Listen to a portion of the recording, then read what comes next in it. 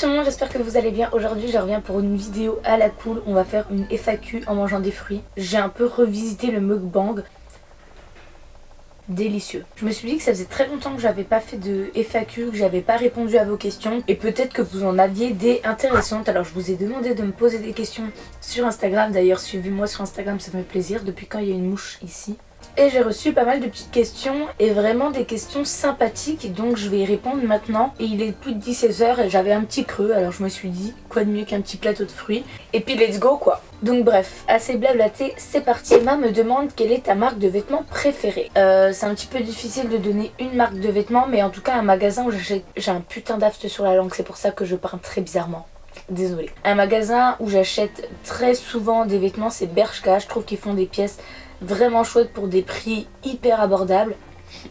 Donc souvent c'est Bershka. Je trouve vraiment des vêtements hyper cool pour pas trop cher, donc je kiffe Bershka. Ensuite on me demande où en es-tu avec ton acné. J'ai fait une vidéo totalement là-dessus sur mon acné etc. que je vous mets dans le petit i. Une autre question un peu sensible, pourquoi tu t'es fait harceler pour la vidéo dropshipping? Alors pour ceux qui ne sont pas au courant, j'ai fait une vidéo sur le dropshipping que je vous mets encore une fois dans le petit i. C'est une vidéo où j'explique le business du dropshipping d'une manière assez objective. Voilà, je partage mon avis, c'est vrai, mais je remets aussi beaucoup de vérités en place, comme le fait que ce ne soit pas une arnaque, comme le fait que ça soit pas forcément un mauvais business, sauf que j'ai pris le parti pris de mettre un titre accrocheur, pas putaclic mais accrocheur, puisque je réponds à la question du titre dans ma vidéo. Un titre accrocheur qui était le dropshipping, une arnaque, point d'interrogation. Mais beaucoup de dropshippers, donc de personnes qui pratiquent le dropshipping, se sont sentis visés et rabaissés suite à cette vidéo, parce que je pense qu'ils se sont focalisés simplement sur le titre, qu'ils n'ont pas regardé les 15 minutes de vidéo, et du coup toute la communauté du dropshipping est tombée sur cette vidéo et m'est retombée dessus. Donc il y avait des personnes très gentilles qui m'expliquaient leur point de vue vraiment sympathiquement, et d'autres qui étaient un petit peu moins gentils et qui ont préféré m'insulter, me rabaisser et me menacer jusqu'au point de vouloir pirater ma chaîne. Oui, voilà, j'ai pris le temps de répondre à tous les commentaires. J'ai également fait un énorme commentaire épinglé pour remettre les choses en place, remettre les choses dans leur contexte, expliquer mon point de vue. Et j'ai dit que j'étais tout à fait partante pour qu'on débatte. Et s'ils le voulaient, ils avaient simplement à m'envoyer un message sur Instagram. Je n'ai reçu aucun message suite à ça. Par contre, les insultes ont continué. Et ça continue toujours. C'est dommage. Parce que je pense vraiment avoir été objective et juste dans cette vidéo. Mais bon, ça leur a pas plu, c'est comme ça. Toujours avec ton copain, bien sûr, toujours 4 ans qu'il me coltine ce petit. Est-ce que la vie à Paris dans un tout petit appart t'a fait bizarre? Non, pas spécialement, je me suis très vite adaptée, j'étais très contente de quitter ma maison familiale, enfin j'avais besoin de mon indépendance, j'étais arrivée à un stade où j'avais besoin de me retrouver et d'avoir ma propre routine, donc j'étais très contente et très enthousiaste de venir habiter seule, même si c'était dans un petit appart de 8 mètres carrés. C'est dur de pas être dans la même ville que ton copain. Alors oui et non. Alors oui, parce que j'aimerais vraiment l'avoir tous les jours à mes côtés, de pouvoir le voir très souvent, de passer aussi à l'étape supérieure, parce que ça fait quand même 4 ans qu'on est ensemble et 4 ans qu'on vit à peu près dans la même situation d'un couple à distance et c'est pas facile. On a besoin d'évoluer aussi, mais c'est vrai qu'on s'est vraiment habitué. Il y a beaucoup de questions par rapport à l'année prochaine, tu fais quoi l'année prochaine, etc. Alors faut savoir qu'il me reste encore 1 an d'études. Je vais vous expliquer très simplement. Alors où vous regardez la vidéo, je reprends tout juste les cours depuis lundi. Il me reste 1 mois et demi de cours jusqu'à mi-juillet. Ensuite à mi-juillet, je reprends le stage, donc jusqu'à fin août. Ensuite, mi-septembre, je reprends les cours jusqu'à décembre et à partir de janvier, j'ai 6 mois de stage. À la fin de ces 6 mois de stage, je validerai mon bachelor et j'aurai mon diplôme. Donc voilà, il me reste encore 1 an d'études avant de valider mon diplôme. Est-ce que tu vas bientôt faire un meet-up? Alors non, je ne pense pas parce que c'est quelque chose qui m'angoisse. Je suis pas à l'aise en meet-up, je préfère largement vous rencontrer dans la rue, etc. En tout cas, c'est pas du tout prévu pour le moment. Quel est ton rêve? Très cucul à praline, mais c'est comme ça, c'est sûrement d'emménager avec mon copain et d'avoir des enfants et de fonder une famille. Pour moi c'est le plus important, mais c'est vrai que m'épanouir du côté professionnel ça me ferait extrêmement plaisir aussi. Ton avis sur l'écologie et la société de consommation? Donc c'est triste d'en arriver à ce point là, après je participe à cette société de consommation. J'achète des vêtements qui ne proviennent pas de notre pays, etc. Donc je suis pas quelqu'un de parfait à ce niveau-là. Par contre, je fais des efforts. C'est vrai que j'ai été élevée dans un univers un petit peu bio, écologie, mangeons les fruits des jardins, recyclons tout, avec des cotons bio, des éponges faites à la main, tout ce genre de choses. Donc je suis quand même sensibilisée à ce sujet et je fais de plus en plus d'efforts ici. Manger des fruits de saison, je vous dis ça avec des bananes qui viennent de je sais pas où et des framboises qui viennent de Portugal. J'ai quand même fait l'effort d'avoir des fraises françaises, mais en général c'est vrai que j'achète vraiment des fruits de saison et des fruits et légumes qui proviennent de France. Je fais des efforts, je recycle beaucoup, etc. Ça commence de plus en plus à mûrir dans ma tête et j'y fais de plus en plus attention. Pour toi, ça a été dur de quitter ta famille pour aller faire des études dans une autre ville. Alors comme je vous ai dit avant, j'avais besoin de cette indépendance, donc j'avais plutôt hâte. Alors j'aime beaucoup ma famille, j'en suis très proche aussi, mais c'est vrai que ça me posait pas réellement de soucis de les voir que le week-end. Je leur parle très régulièrement sur Skype, limite tous les soirs, donc la distance me gêne pas. Pourquoi tu ne fais pas le trajet à Bezac seulement une fois par mois pour te ménager? Ta santé t'importe peu. Déjà, la manière dont la question est tournée, ça me gêne un petit peu. Je l'avoue, c'est de plus en plus fatigant. La première année, je n'ai pas du tout ressenti cette fatigue par rapport au transport, mais cette année, je le ressens beaucoup plus parce que aussi je travaille beaucoup plus. Et c'est vrai que parfois, je me dis, est-ce que je reste pas sur Paris ce week-end-là? J'en parle souvent avec mon copain. C'est vraiment difficile de choisir parce que, ok, lorsque je retourne sur Besançon, je suis plus fatiguée, je m'épuise un petit peu plus. Mais d'un autre côté, j'ai le cœur rempli d'amour par mon copain, ma petite soeur, mes potes, etc. Alors que lorsque je reste sur Paris, ouais, je suis peut-être moins fatiguée, mais je me sens plus seule. Je m'ennuie le week-end, mes proches me manquent, donc du coup c'est assez difficile de choisir. Est-ce que je préfère être en forme mais un petit peu triste et seule, ou est-ce que je préfère être un petit peu plus fatiguée et m'épanouir à 100% dans ma vie? Et j'ai choisi cette deuxième option. Alors oui, parfois je reste sur Paris pour me reposer, mais c'est rare parce que c'est vrai que lorsque je suis avec mes proches, j'oublie totalement cette fatigue. Ça retombe un petit peu la semaine qui suit, mais c'est vrai que sur le moment, je suis trop bien et ça me fait trop du bien de les retrouver. Que penses-tu de l'éducation bienveillante et positive? Alors je suis totalement pour cette éducation. Je pense que mes enfants seront élevés de cette manière-là, en tout cas le plus possible. Mais c'est vrai que c'est un petit peu dommage de mettre ça dans des cases. Enfin, est-ce que toi tu pratiques l'éducation bienveillante? Est-ce que toi tu pratiques l'éducation plutôt traditionnelle? C'est vraiment des cases que je trouve un peu inutiles. On fait de notre mieux, on essaye au maximum de rendre heureux nos enfants à notre manière. On fait du mieux qu'on peut. On est les meilleurs parents qu'on puisse être. Donc je suis pas forcément pour des cases pour définir telle ou telle éducation. Mais en tout cas, j'essayerai de faire de mon mieux avec ces principes-là. Bien. Ah cette personne décidément c'est pour ça que c'est un fake compte. Je me disais bien. Pourquoi ton copain ne vient jamais te voir à Paris alors qu'il n'a plus de partiel?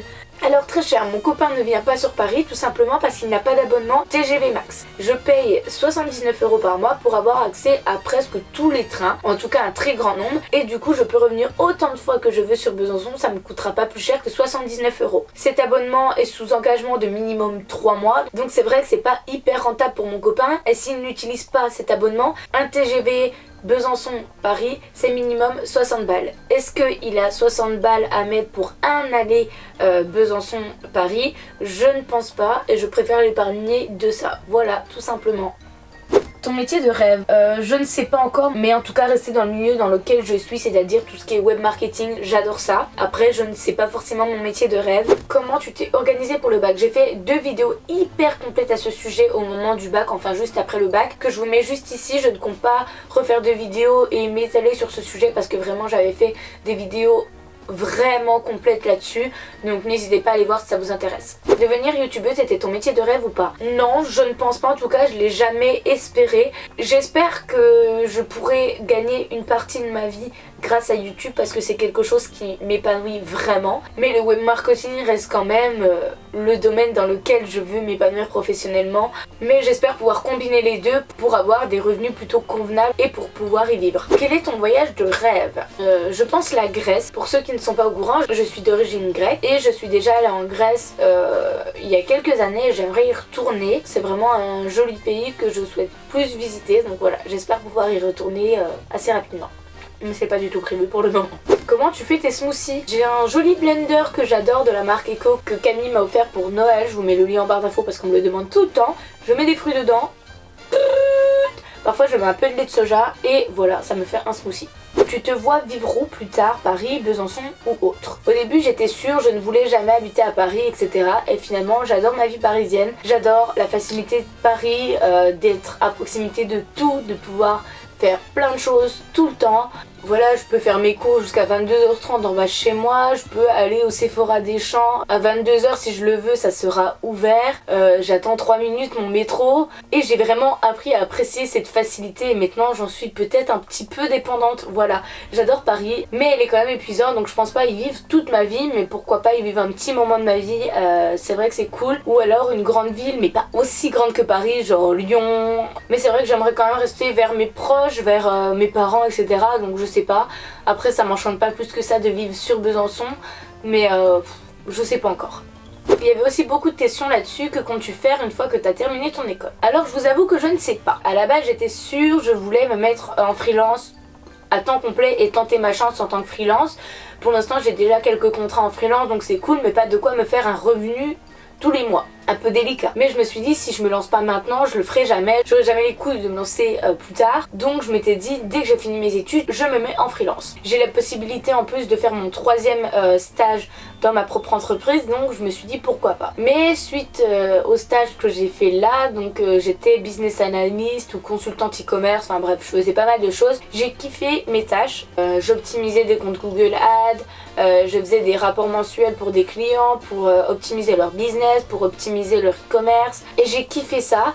Donc pourquoi pas finalement aller en entreprise dans ce domaine-là, dans tout ce qui est e-commerce, consultante e-commerce. Mais en fait ce qui me freine, c'est que j'ai vraiment du mal à m'intégrer, j'ai vraiment du mal à être sociable lorsque je ne connais pas les gens et en entreprise j'ai du mal en fait parce que j'ai cette barrière du professionnel que j'arrive pas du tout à casser. Du coup je suis un petit peu sur ma réserve et je suis pas totalement moi-même et je suis vachement en retrait et c'est pesant quoi, c'est pesant, je suis pas épanouie en entreprise en fait. L'idéal ça serait que je sois en entreprise en temps partiel pour avoir vraiment une stabilité et avoir un revenu fixe tous les mois et ensuite l'autre partie de mon temps faire YouTube et freelance pour pouvoir vraiment être heureuse dans ma vie professionnelle. Je sais pas, c'est en réflexion, mais ce schéma-là me plairait bien. Je sais pas vraiment si c'est possible, mais voilà. Projet de voyage. Pas encore. Je fais beaucoup de festivals cet été. Je fais les Eurokéennes, je fais l'Electronitch, je fais le 39 août, peut-être Détonation. Donc voilà, c'est déjà super chouette. Mais j'ai pas réellement de voyage prévu, tout simplement parce que j'ai pas de vacances cet été. Enfin, j'ai des vacances en début septembre, mais mes potes, mon copain reprendront les cours, donc je serai toute seule et j'en profiterai pour travailler de ouf en freelance. Donc pour le moment, pas de vacances de prévu. C'est peut-être une question qui va te gêner, mais comment vont tes problèmes de nourriture? Comme vous voyez, je mange.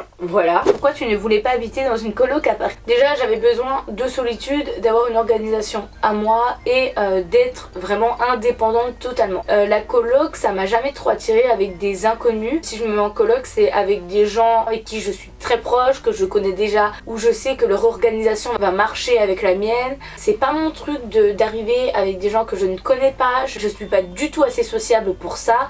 J'arriverai pas du tout à m'intégrer et ça serait beaucoup plus difficile pour moi. Donc je préfère habiter seule. Comment fais-tu pour mettre en place ta freelance? J'ai fait une vidéo totalement complète à ce sujet que je vous mets juste ici où je réponds à toutes vos questions par rapport à la freelance, mes études, le stage. Donc n'hésitez pas à aller la voir parce que j'ai trop de choses à dire à ce sujet. Je pourrais pas y répondre dans cette vidéo. C'est pas trop compliqué de tout gérer en même temps, freelance, boulot, YouTube. Alors non, pour le moment j'ai vraiment une organisation qui me plaît. Alors oui, faut aimer bosser. J'adore ce que je fais. Je suis totalement épanouie dans le domaine de la freelance, dans le domaine de YouTube. Je suis complètement épanouie. Alors ça me pose pas de problème de bosser autant entre guillemets. Voilà, j'ai une organisation qui me plaît. Pour l'instant c'est pas trop compliqué. C'est sûr que faut être carré, faut savoir ce qu'on veut aussi, faut être motivé, mais je le suis donc pour l'instant ça se passe bien. La soirée idéale entre potes. Il y a quelques mois et quelques années, je n'aurais pas répondu ça, mais en ce moment j'ai l'impression de faire une crise d'adolescence à 20 ans. Clairement, j'ai envie de sortir en boîte à tout va. Clairement, n'importe quel jour de la semaine, je pourrais me retrouver en boîte. C'est infernal. Je tanne mes potes pour y aller à chaque fois, mais souvent ils sont plus soirées posées, tranquilles. On va boire quelques verres dans un bar ou alors en appart. Et moi, mais En ce moment c'est boîte à tout va, j'ai envie de danser, dès que j'entends une musique, vas-y je suis partie. Quand tu vas avoir un bébé, c'est oui combien? Oui, je compte avoir un enfant. Alors c'est très bizarre, très étrange, mais quand j'étais petite je voulais 36 millions d'enfants. Je disais que j'allais avoir un bus pour transporter tous mes enfants tellement j'en aurais. Je voulais des enfants naturellement, des enfants biologiques, mais aussi je voulais adopter plein d'enfants. Je voulais avoir une géante famille et maintenant c'est un petit peu changé. Pour l'instant j'ai envie d'avoir un enfant unique pour pouvoir apporter tout ce dont il a besoin. Je sais que par la suite je changerai sûrement d'avis puisque je suis issue d'une famille nombreuse, si on peut dire ça, puisqu'on est 3 et j'aime bien ce schéma aussi, mais en ce moment je suis sur un enfant unique et on verra. J'ai déjà le temps d'avoir un enfant, donc plusieurs, c'est pas le moment. Devenir étudiante, c'est difficile pour gérer le budget, l'appartement. Ça dépend si on a un appart et qu'on doit être indépendant, etc. Il faut de l'organisation, faut être prête aussi mentalement parce que c'est pas toujours facile, même si j'avais vraiment l'habitude d'aider chez mes parents, etc. De faire parfois la cuisine, de faire parfois le ménage, etc. etc.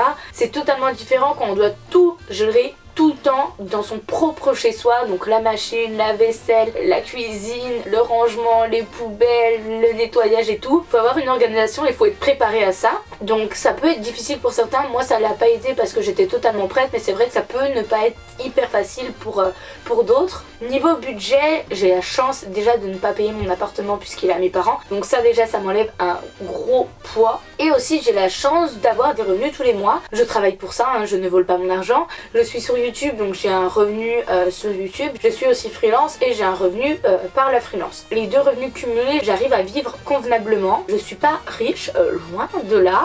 Pour une étudiante, j'arrive à vivre en me faisant plaisir, c'est-à-dire que je peux aller boire des verres avec mes potes, je peux me faire aussi plaisir en course et de temps en temps je peux acheter quelques vêtements aussi, je peux faire des restaurants avec mon copain, je peux partir en festival. Donc c'est vrai que j'ai quand même cette chance, alors, enfin c'est pas une chance, je travaille pour. J'ai cette chance de ne pas avoir de soucis financiers. Si là maintenant aujourd'hui je devrais payer mon appart, ça serait vraiment compliqué, surtout sur Paris. Best question. T'es d'accord que la ratatouille c'est sous-coté? Mais clairement c'est sous-coté de ouf. Je fais tout le temps des ratatouilles, je kiffe ça. As-tu des amis provenant de YouTube et que penses-tu de ce milieu? Alors je n'ai pas d'amis sur YouTube, j'ai des connaissances. J'ai participé à plusieurs événements avec Mélanie et c'est une fille vachement cool. Je me suis bien entendue avec elle. Après on parle pas régulièrement, voilà, on se donne des nouvelles de temps en temps mais ça en reste là. Je connais quelques personnes de YouTube comme Sandy Jules. C'est vrai que c'est quelqu'un d'adorable. À chaque fois qu'il me voit dans un événement, moi je suis toujours un petit peu timide, il vient systématiquement me dire bonjour, prendre de mes nouvelles, donc c'est vraiment quelqu'un de chouette. Après encore une fois on se parle très peu, mais quand on se voit ça me fait plaisir. Je peux pas considérer que c'est un ami non plus. Sophia et Mathieu pareil, je peux leur parler de temps en temps sur Instagram, voilà, on va discuter de tel ou tel sujet, mais pareil on se connaît pas plus que ça. J'ai oublié personne. Mais en tout cas non, j'ai pas d'amis sur YouTube parce que je m'impose pas dans ce milieu-là et j'avoue que j'ai un petit peu peur. Moi je suis quelqu'un qui est un petit peu dans mon coin, qui aime pas chercher les problèmes et qui aime encore moins avoir des soucis. Et c'est vrai qu'on entend beaucoup que dans ce milieu-là c'est un peu pia, jalousie, voilà, embrouille, machin, truc. Et ça m'intéresse pas de ouf. Je pense qu'il y a énormément de personnes qui sont très gentilles, très bienveillantes dans ce milieu-là, mais je m'impose pas. Peut-être qu'un jour je deviendrai vachement amie avec un youtubeur, une youtubeuse. Je suis pas fermée à ça, mais voilà. Je cherche pas non plus à avoir des amis dans ce milieu. Tu m'aimes bien?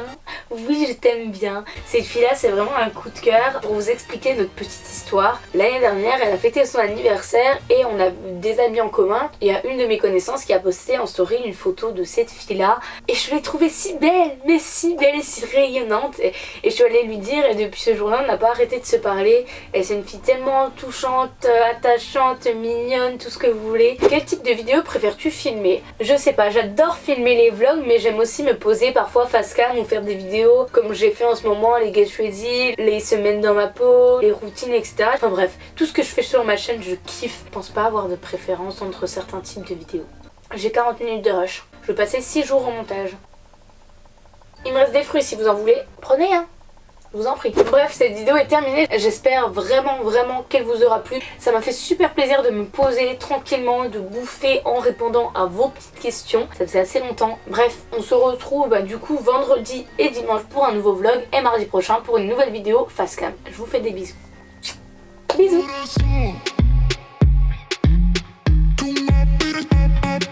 soon.